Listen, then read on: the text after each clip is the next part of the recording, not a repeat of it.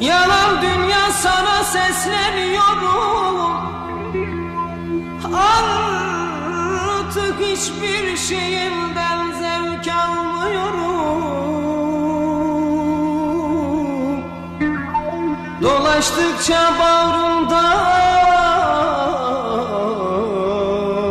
bulanıyorum. Al bu dünyadan ya Rab, yalvarıyorum.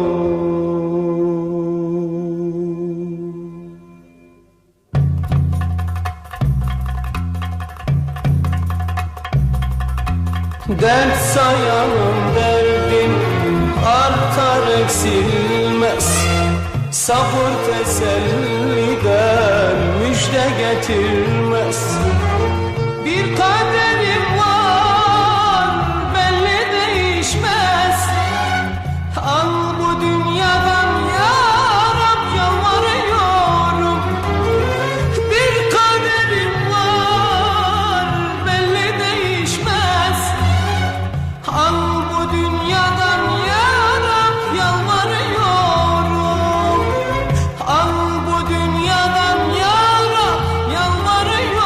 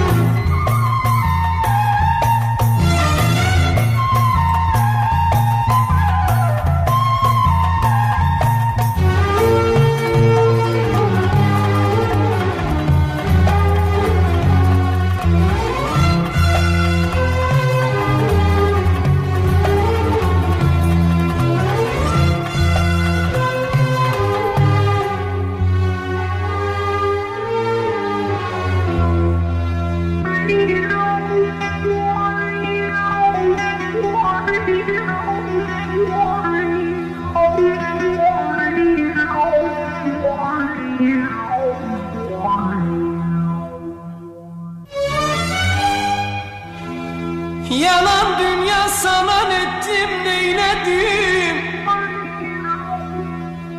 Bir yer sevdim sana gelin eyledim.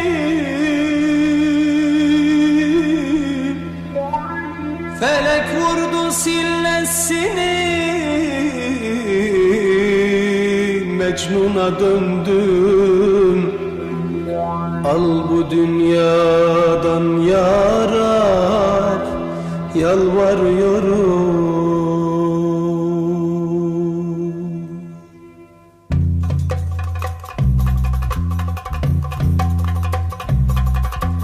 Dert sayanım derdim artar eksilmez.